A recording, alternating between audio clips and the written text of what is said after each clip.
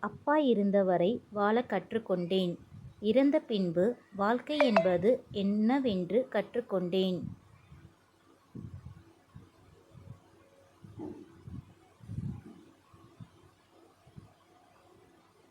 கண்களை விட யாராலும் காதலை ஆழமாக சொல்லிவிட முடியாது.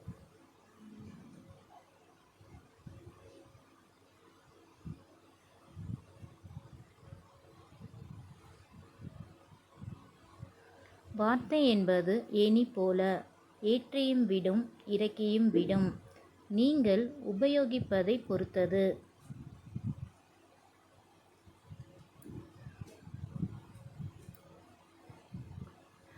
புத்தகங்களை விட மனிதர்கள்தான் வாழ்க்கையை அதிகமாக கற்றுக் கொடுக்கின்றனர்.